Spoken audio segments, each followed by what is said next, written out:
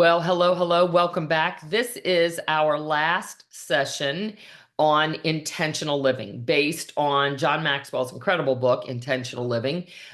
You can certainly read that book. It's filled with incredible anecdotes and lessons from John Maxwell, who is, sort of one of the experts, if you will, on this kind of personal development.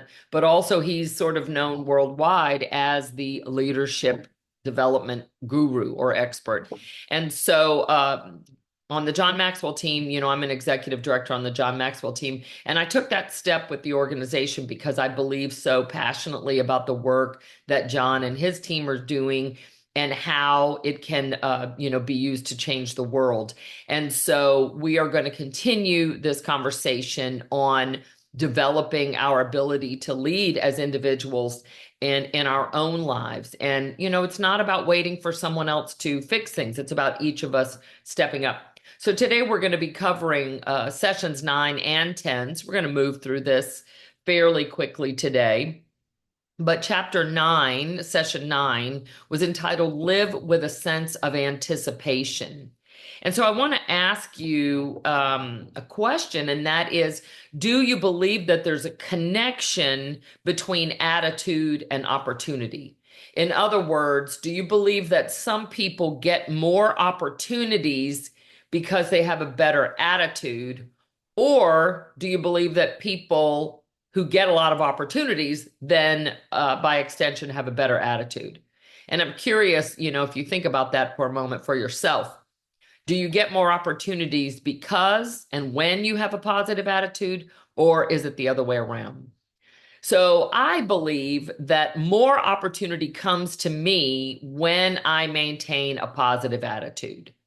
Now, some of us are, truth be told, some of us are born with a more positive, optimistic outlook. That part is true. I've been working with the DISC for years and years and years now. And so there are some personalities that seem to come from the cradle with a more critical, discerning, I don't want to say pessimistic, but they're more critical. That's their outlook, just seems to have been that way from birth. And then there are some people that do seem to come from the cradle with a more optimistic outlook. Now, I won't say that one is better or worse than the other because they're both necessary at the right time. But I will say, in general, people that have a more optimistic outlook on life tend to find opportunity more easily than people that are more discerning or more pessimistic or more critical, right? So Tony Robbins says, what's wrong is always available, but so is what's right. And the question becomes then, what are we looking for, right? The Bible says, seek and ye shall find. Well, we can translate that into our vernacular today, and we can recognize that some people look for what's wrong. In this particular climate that we're in at the time of this recording in 2024, as we head into probably the wildest, wackiest in election cycle, at least in my lifetime, it's really easy to see what's wrong. In fact, the news media wants you to see what's wrong. It doesn't really matter what side you're on. They want you to see what's wrong. So we have to really dig deep to see what's right, to look for and find what's right. So it sort of will be, you're going to get what you're looking for. What you focus on is what expands. Where you put your attention is where you put your energy. That's what you're going to get. And so think about yourself. Carol Dweck, in her famous work on mindset, shows that there are two different mindsets. There's a fixed mindset and an open mindset. And so, I use this example of a closed fist. If I have something to give you, whether it's knowledge, wisdom, a gift, money, whatever it is, if your fist is closed, you're not going to be able to receive it. People with an open mindset, right, their mind stays open, can receive knowledge, wisdom, information. If I was handing you money, I could put it in your open hand, not your closed fist. And so that does seem to be, again, something that essentially comes from cradle, but it also, can be can be taught or conditioned into young children. And so it's not about saying, well, gee, I have a scarcity mindset or a fixed mindset, and so therefore I can't grow or become successful. That's not it at all. It's just recognizing that's my tendency. Where does it serve me? Where does it not? And if we're talking about opportunity, we want to find a way to be more open. Now, on the flip side, sometimes people can be too open, and so they just change with the wind. They change their mind, every day. And so they don't spend enough time discerning and really thinking critically about things. So again, one isn't better or worse than the other. It's just understanding, am I using the right thing? So if we're talking about opportunity, we want to nurture our opportunity mindset. We want to nurture our positive mindset. We want to nurture our abundance thinking. So just think about that for a moment, and so John asked in the book, how would you describe your mindset most days when you wake up? Do you think, well, I'm expecting the worst? Today's going to be a terrible day. Do you say, I'm just hoping to make it through the day? I think one day is pretty much like another, neither good nor bad. Or I love my job and I can't wait to get started. Or even I'm focused on adding value to others and expect opportunities to take action. So, which one of those is it for you most days? There are people who go to work every day doing a job that maybe you or I might think isn't fulfilling, but they approach it with such an attitude that, they think it's the best thing that ever happened to them. I know when I got my first job in high school, was at Wendy's. I could not wait to get my work permit at 15 and a half. And I got on my bike and rode straight down to Wendy's. There's somebody on this call that knows the Wendy's at Lapalco and Terry Parkway. That was the Wendy's. I think that's Lapalco. Anyway, I got the job at Wendy's. And I mean, I loved that job. I could not believe they were paying me to go have that much fun. And it was so much fun that I got Employee of the Year twice. And then Employee of the Month twice. And then they gave me Employee of the Year. I mean, I couldn't believe that I was getting paid to do this work. But, that was, when I think back on it now, I mean, it was hard work. It was greasy. It was hot. It was fast food. So if you've never worked fast food, you ought to give that one a try. But anyway, I absolutely loved it. I haven't always had that attitude about jobs that I've had. In fact, that's why I went into business for myself back in 2006, because I had kind of gotten to that place where I was working for other people, and for whatever reason, I was not finding the jobs that were allowing me to flourish. In fact, I never was able to recreate the experience that I had at 15 years old working at Wendy's. So anyway, in some of those cases, it was the attitude I was bringing to it. In some of those cases, it was my attitude, however positive it was, just wasn't enough to overcome poor leadership. So what is it for you? When you wake up every day, how do you approach your day? How do you approach your work? And what are you focusing on? What are you focusing on? Tony talks about 3 areas of focus, and I think I've covered this before. But the first one is, are we focused on what we have or what's missing? What we have or what's missing? And so it's important to think about that on a daily basis or in any given situation. Am I focused on what I do have or what I don't have? What I do have or what I don't have. This was, I taught a lot during 2020 and into 2021 during the COVID times. And that was a big discussion we had, because a lot of people were focused on what's missing. I can't go out and do what I want when I want, and certain things are closed and I can't go to church or whatever it might have been, instead of focusing on what they did have. So it was constantly having to redirect ourselves. I think the same would hold true today. The second area of focus is, am I focused on what I can control or what I can't control? And so again, I can go back to 2020, or I can look at today. There are certain things that we could not control. Today, there are certain things we can't control. And so we have to focus on the things that we can control. It's going to be a completely different experience. And then lastly, are we focused on the past, the present, or the future? Hopefully, we're looking at with an eye towards the future, but a focus on the present, because this is the only moment that we do have and that we can make a choice in, right? Viktor Frankl in Man's Search for Meaning says that there is a space between stimulus and response. In that space lies our ability to choose, and in our choice lies our growth and our freedom. And so I believe that that's true. So, what is it for you? Right? We have to live with a sense of anticipation. What can happen today? What are the opportunities that will present themselves to me today? If I start my day with the expectation that something great is going to happen, or some opportunity will be presented today, that if I take advantage of it, it will lead to my further growth, my further success, my move into significance, I can make a difference for others. And that's going to be a different approach than, oh, here we go, one more day of, what again?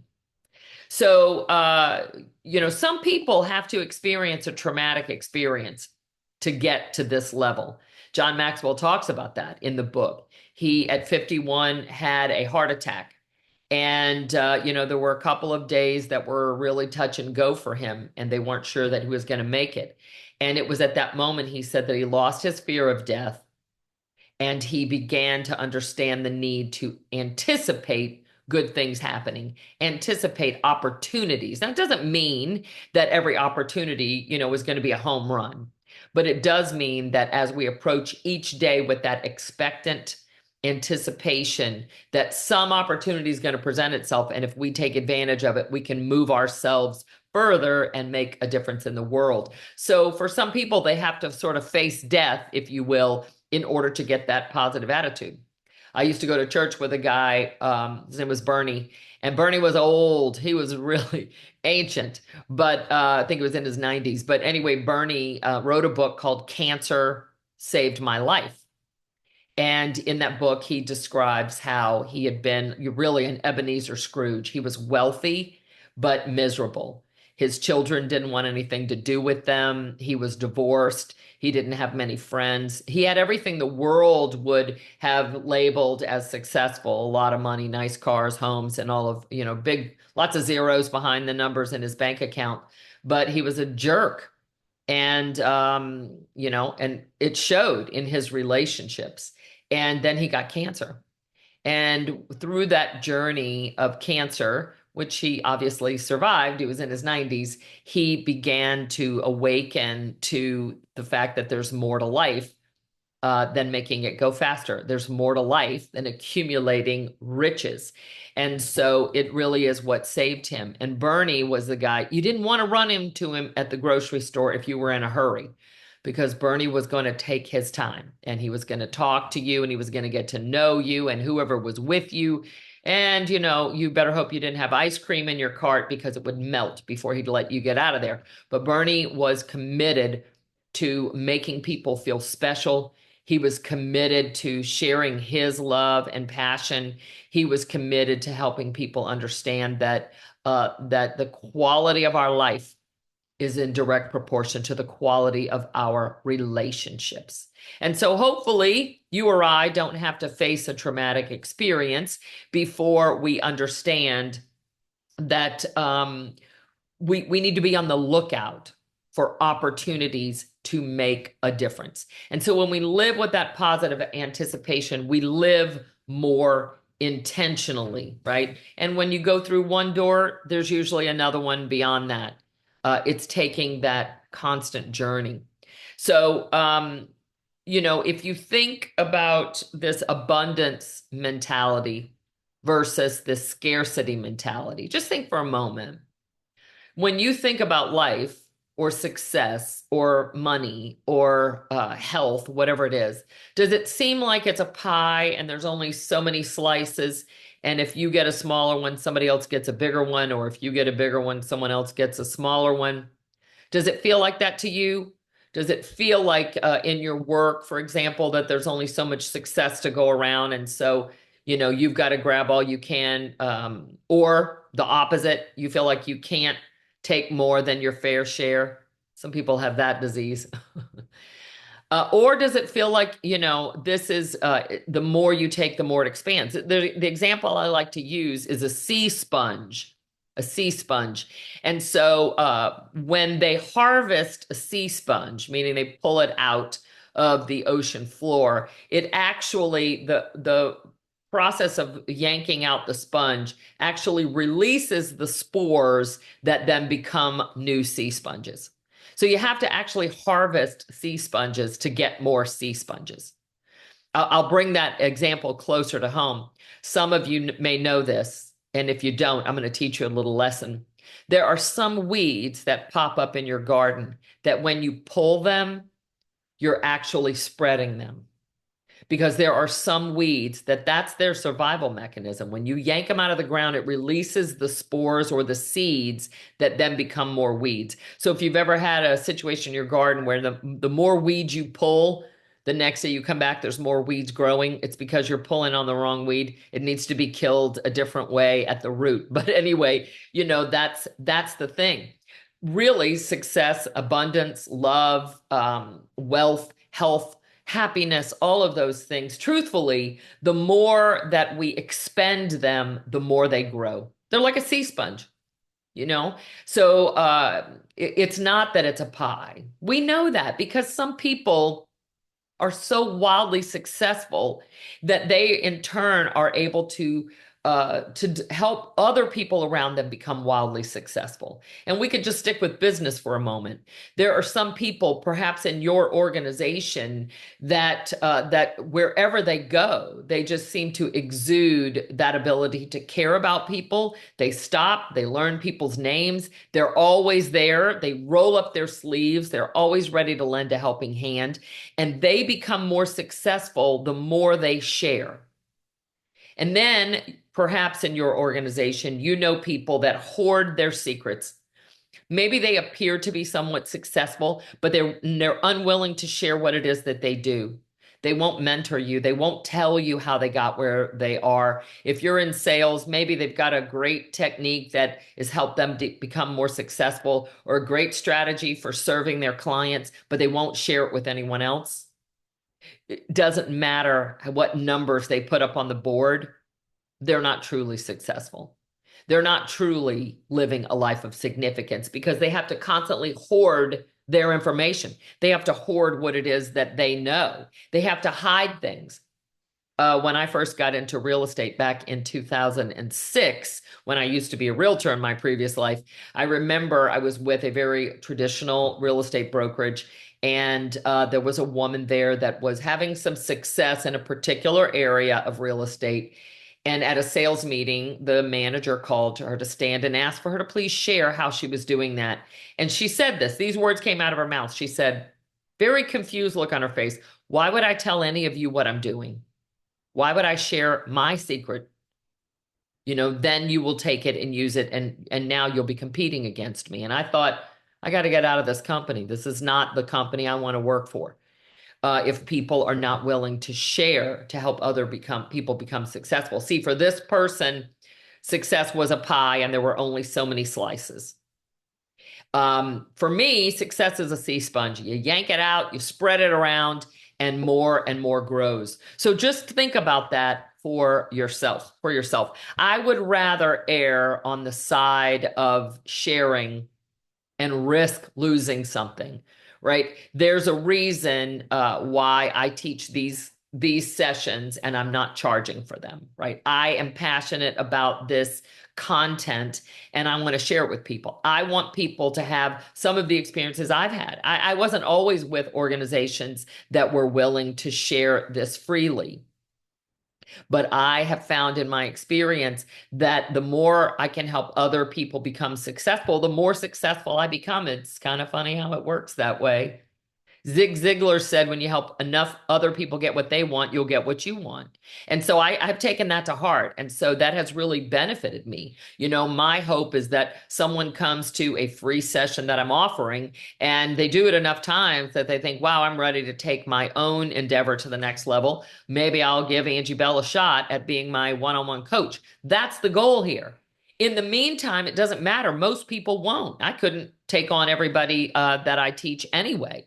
But the reality is, if I can give you something that you can take out into your world, whether you take it to your family or your team, your organization, your neighborhood, your church, your playground, your school, your local community, whatever, if I can give you any nugget of inspiration or information that you can take out to make a difference in your world, then I have done my job. And I know that my reward is coming on earth and beyond. It's not about works, but it is about, I do believe that we're going to be judged by how much we were willing to step into the potential that God has given us. And so I want to make sure that I'm sharing and fully becoming all that I can become and helping you to do the same. That's what this is all about.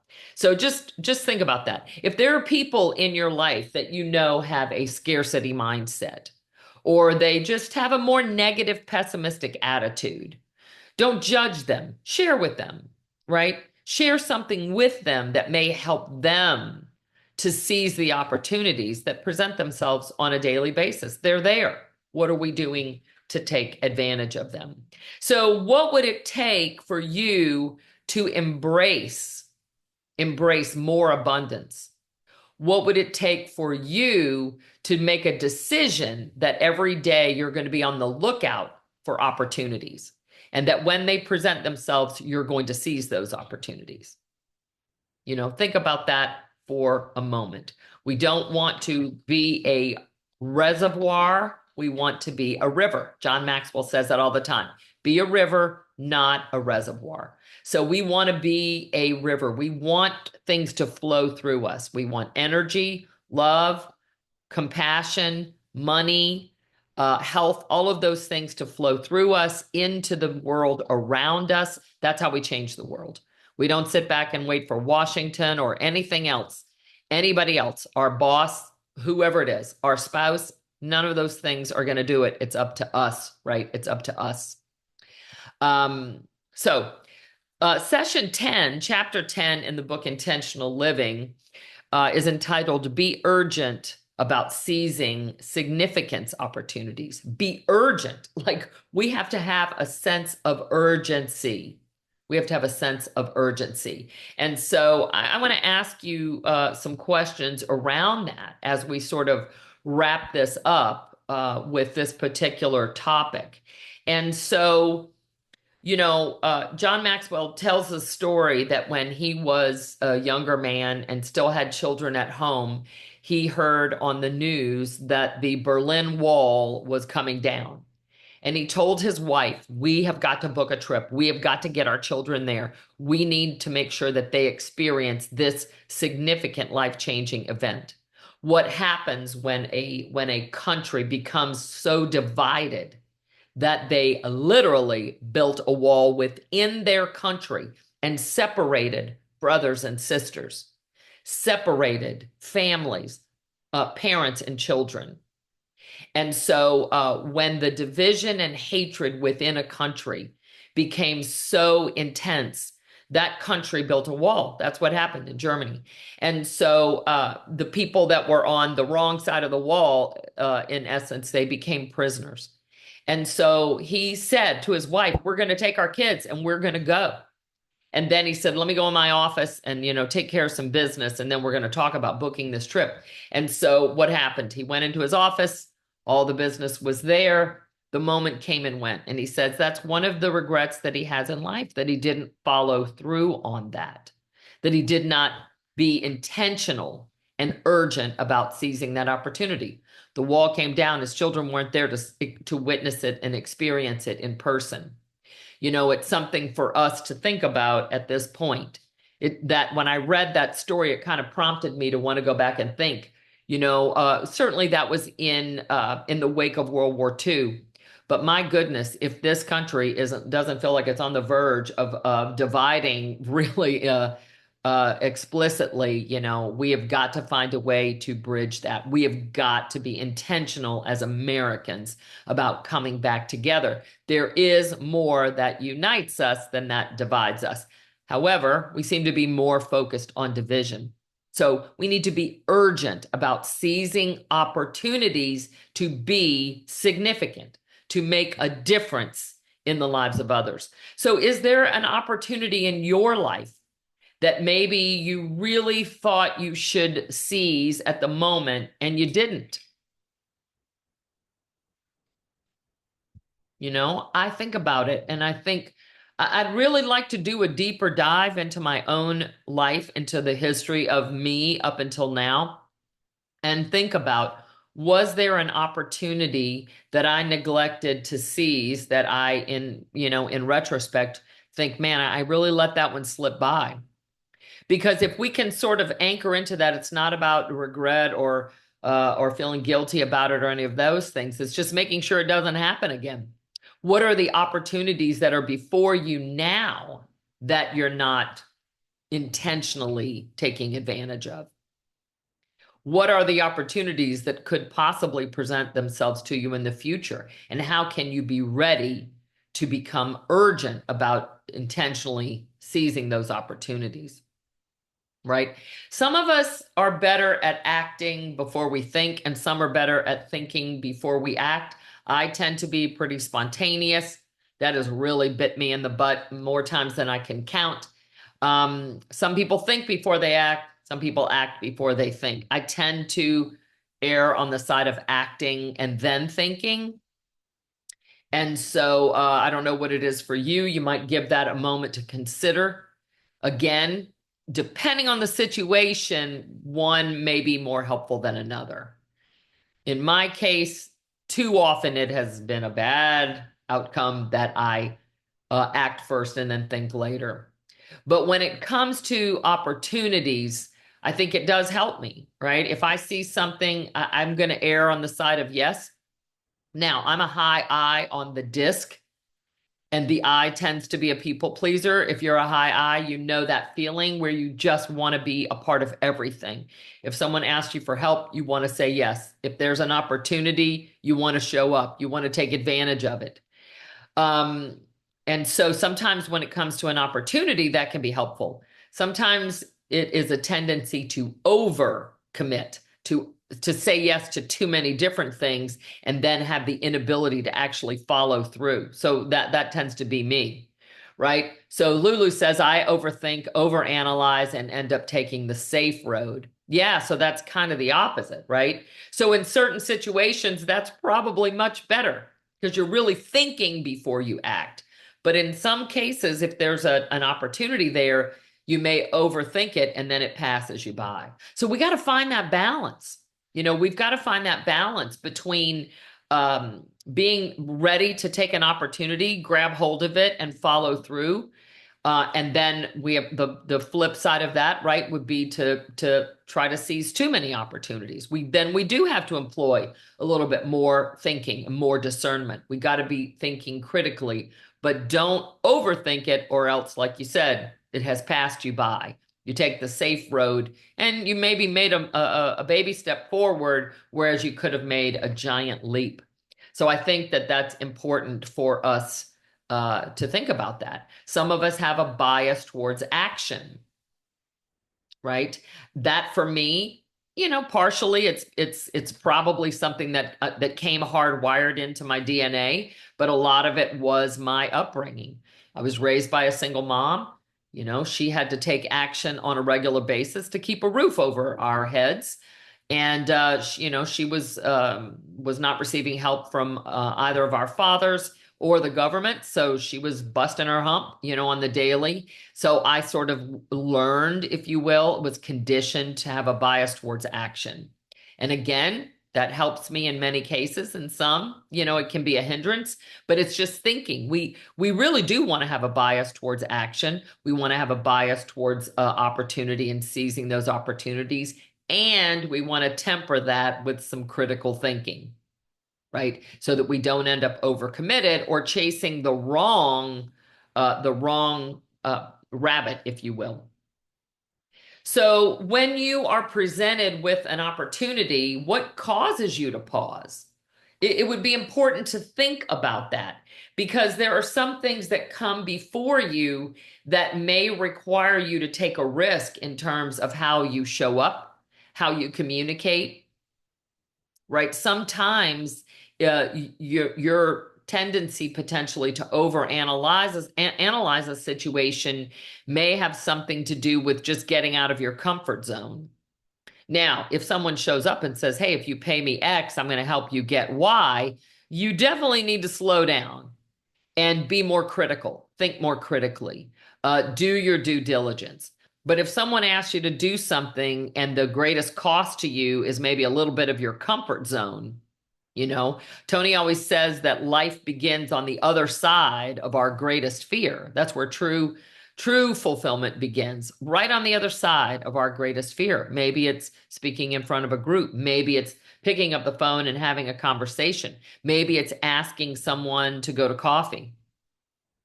Maybe it's raising your hand, volunteering to teach a class, right? You master what you teach. So if you want to learn these things, by the way, guys, this is why I started teaching all those years ago, because I knew it was a great way to learn something at a higher level. And so, that's why I started teaching, and it has benefited me greatly. So what is it for you? What are you doing when you're assessing risk? How are you thinking about things?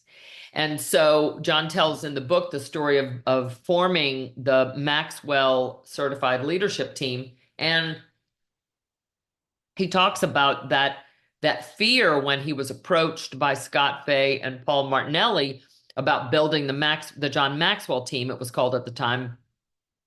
The fear was, I've spent decades building my reputation, and now I'm going to give it to some, Angie Bell out there. Is she going to use it for good, or is she going to use it for evil? I don't even know Angie Bell, and yet I'm going to let her have my name to put on her business cards and her website and to go out and teach in my name. And what if she screws up? Or what if she's a bad person and she takes advantage of someone? And that was a really important conversation that he had to have with his advisors, and something that he had to bring to his ultimate advisor, because that was something to think about. And it was a risk. But ultimately, he made the decision that, yes, there'll be a few bad apples out there. Hopefully, Angie Bell's not one of them. There'll be a few bad apples out there, but it was worth it. That his reputation was so solid that if someone showed up as a John Maxwell coach and was not a good person, or just didn't do a good job, or whatever it might be, that one person could not do enough damage to ruin his reputation that he had built. So he talks about what it took for him to take that risk and put his name on a company that has now certified, I'm going to get the number wrong, but it's tens of thousands of people. It's like any other organization, right? I'm certified with Tony Robbins as well. There's plenty of people out there that have these certifications and aren't doing anything with it at all. There are a lot of people out there that have these certifications that are playing at doing the work of coaching, consulting, and training. And then there are some of us, probably 20%, the 80-20 rule is alive and well, who have created wonderful careers and are making a difference every day for people utilizing these certifications. So the same will be true for you. How do you assess risk when it comes to opportunity? What is the thought process? Who do you consult? Right? Let's make sure, I've said this thousands of times, stop asking directions from people who haven't been where you're going. Stop asking for directions from people who haven't been where you're going. Now, that doesn't mean that they've built success in your chosen career field, but they have to have had some kind of success in order for them to be worthy of you asking their advice. You wouldn't ask a fat person how to get in shape. Like, I'm just being honest about that. You wouldn't ask someone that was in the middle of a really nasty divorce for relationship advice. You want to go to people, who can teach you from their scars, but not their wounds. One of the reasons I love working with couples is because I have flubbed marriage on multiple occasions. And now, for the last 15 years, I've worked my ass off to figure out what I needed to do to show up differently.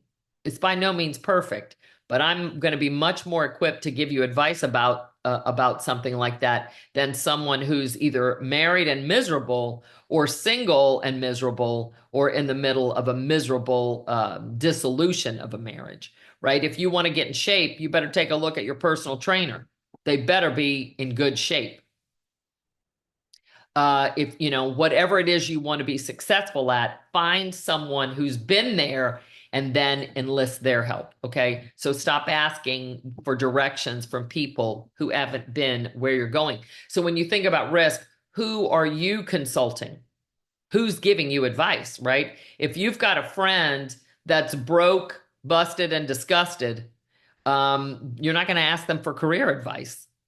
You're not going to ask them for money advice if they're bankrupt. So we tend to go to people that we care about, but those people may not be equipped to actually advise us in a given situation. So when you're thinking about opportunities, we want to have a bias towards positivity. We want to have a bias towards action. We want to have a bias towards intentionally looking for those opportunities. And then we want to have a very small group of people that can help us make decisions. And it's more important that we sort of have those conversations before the opportunity presents itself so that when it does, we can take advantage of it. So, is there something that's come up recently for you that maybe you did not take advantage of? And if so, why not? And is it too late? Can you go back and maybe raise your hand at this point?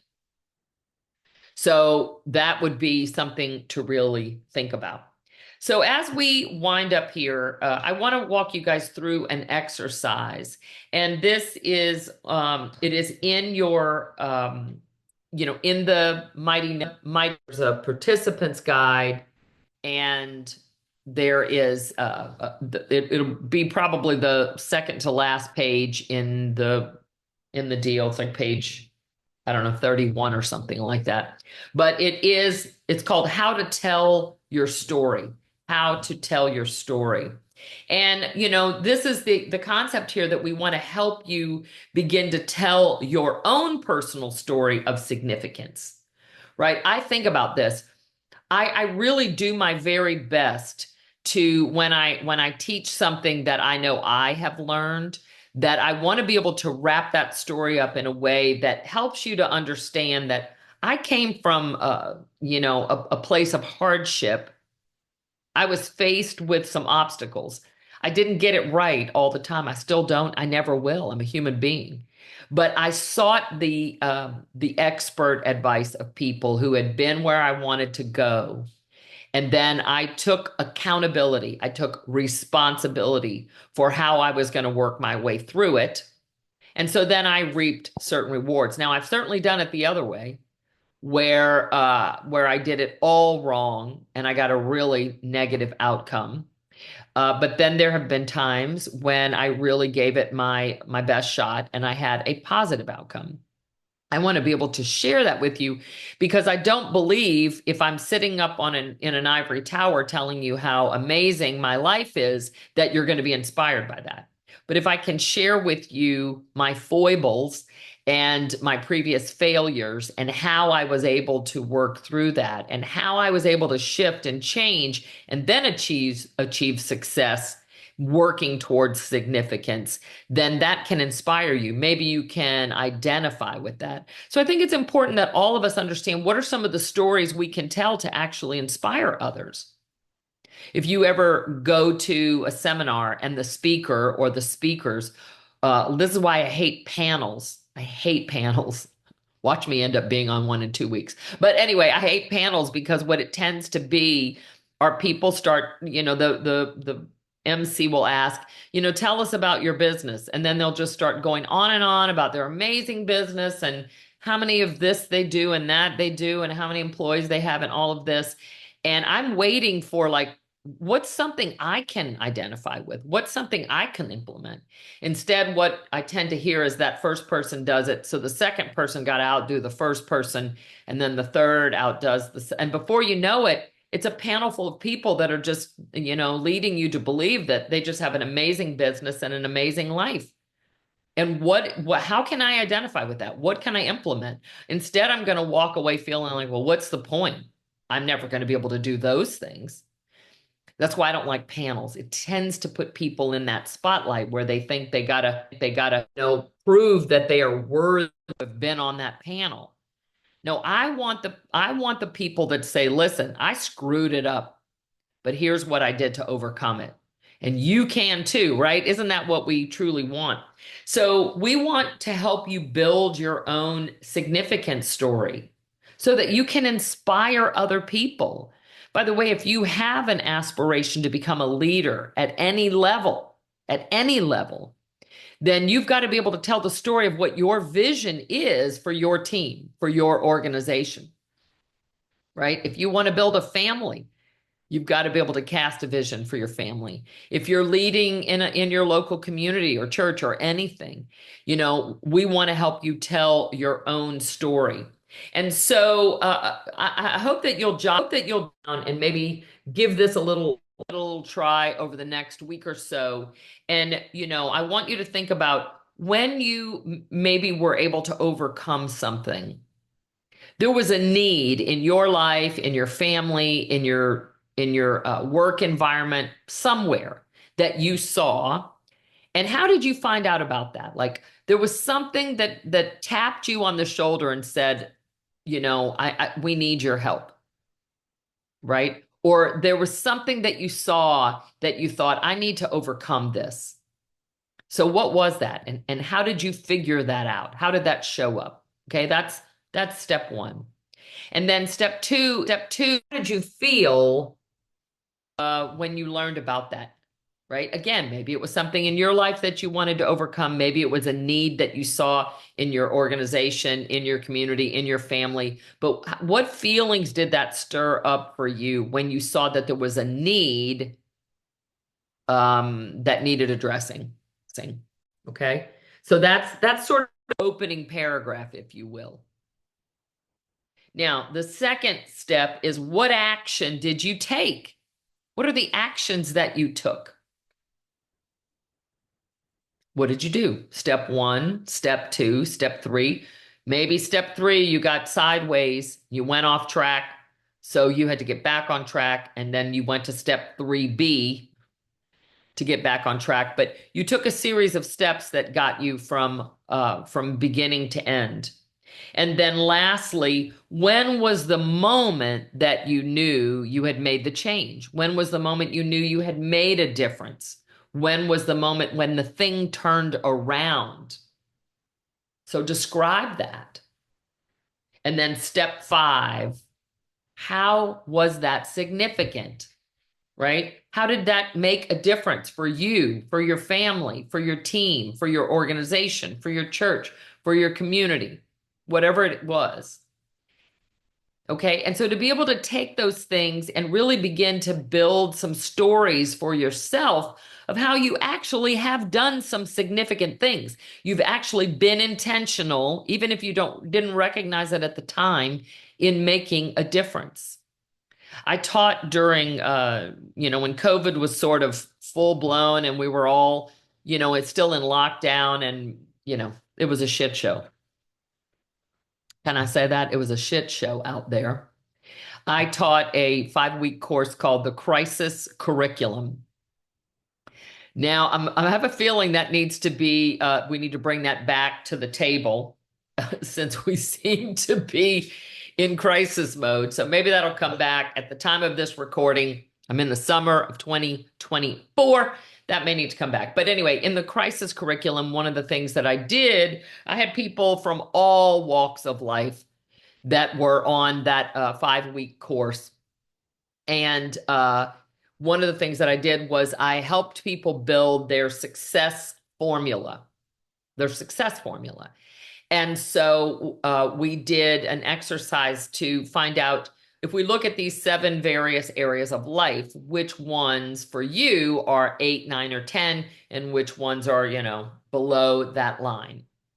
And so my belief is that if there's any area of your life, I don't know if it's your health, if it's your intimate relationship, if your finances, it's your career, your spirituality, I don't know what it is for you. If there's any area of your life that you believe you would score on a 1 to 10 at an 8, 9, or 10, that you could take the steps that you use to get to that level in that area and apply them to the other areas, maybe that aren't as high. And so I had a volunteer who agreed. I did this with 2 different people who agreed to talk about an area of their life where they felt like they were an 8, 9, or 10. And then I took them through an exercise where we broke down and I had them, talk through the steps that they built, looking backwards on how they became successful. Now, these volunteers would have told you that they didn't have an intentional plan to become successful at the time. I said, it doesn't matter because there are some steps that you took. And so as they talked through what that area was, I took notes. And then I took those notes and distilled them down into, for both of them, it was between 7 and 9 steps. It wasn't a lot of different steps. And I helped them see that they could apply those same steps to any other area of their life, and they would very likely achieve success and significance in that area, just like they did in the other. And it sort of blew people's minds because they thought, well, I have this one thing that I do really well, but I have these other things that I'm not very good at. But I help them to see, just apply those same steps. We've all done it. And that's essentially what we're talking about here in this final session. Can you tell your story of significance? If you've done it in one area, you can do it in others. But part of this, I always tell salespeople, the first sell is to yourself. You got to believe that you have the qualities that your product or service, depending on what you're selling, are superior to that of your competitors. And you've got to believe it. If you don't believe it, how do you think you're going to sell somebody else? And so the same thing is true here. If you believe that you can live a life of significance, if you believe that you can be intentional, that you can look for opportunities and seize those opportunities, if you believe those things, then you're more likely going to be able to attract the people to you, to your team, that will help you achieve significance in whatever area it is.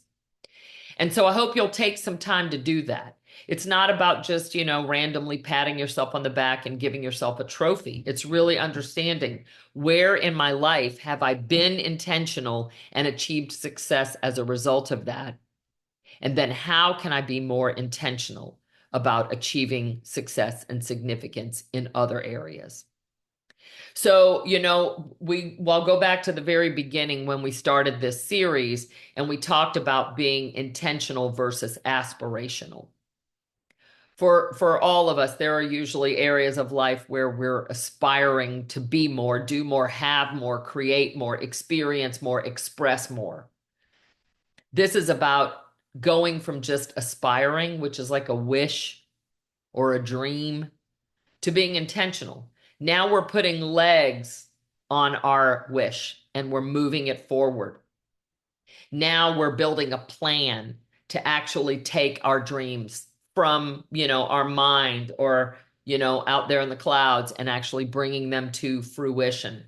Your plan won't be perfect. Mine hasn't been, right? As I approach different areas of my life, I'm rerouted all the time. And there are things that I thought I wanted to achieve that ultimately, even though I had put a lot of time and energy into them, I realized it was wrong. It's not the right time. It's not for me to achieve. And I've abandoned plans, as you have, right? As the great philosopher Kenny Rogers said, you have to know when to hold them You got to know when to fold them. You got to know when to walk away, and you got to know when to run. And so every plan won't be perfect. That's why we write them in pencil. That's why we write them in pencil. Speaking of plans, if you are a real estate, you are in business for yourself, please make plans to join me for my business planning clinic. It's actually, you can go on the Mighty Network and do it at your own pace, or I will be teaching that again in the fall. But we do our plans in pencil because sometimes you got to make changes. You got to make changes. This idea of burning the boats, by the way, I think it's appropriate in some situations, right? If it comes to your marriage, you got to burn the boat. There's no plan B. You got to get both feet in and make this thing work. I'm not suggesting that, if there's been sexual immorality or abuse of any kind, physical abuse or mental abuse, that you should stay. But, if your spouse is getting on your nerves because of various things, I won't start the list because I got a list. I'm sure my husband has a list too.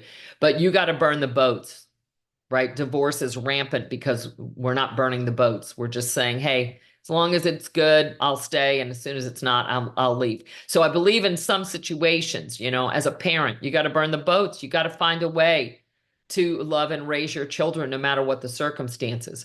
But when it comes to our desire to be intentional about building our business and our finances and our health, like we have to be willing to reroute when we hit an obstacle, right? We can't marry the plan.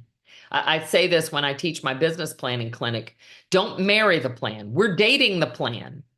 But in fact, the plan has to be looked at every single week. And we have to decide whether or not we need to continue forward in this strategy or whether we need to reroute. By the way, that's what having a great coach can help you do. Constantly be assessing, is this plan working?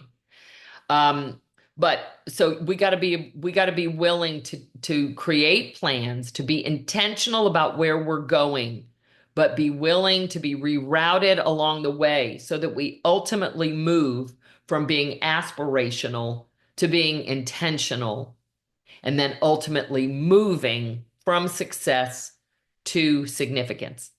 So I hope this has been helpful. I hope you're inspired to go out and live a more intentional life. I hope that you're inspired to inspire others to be more intentional about what they're doing.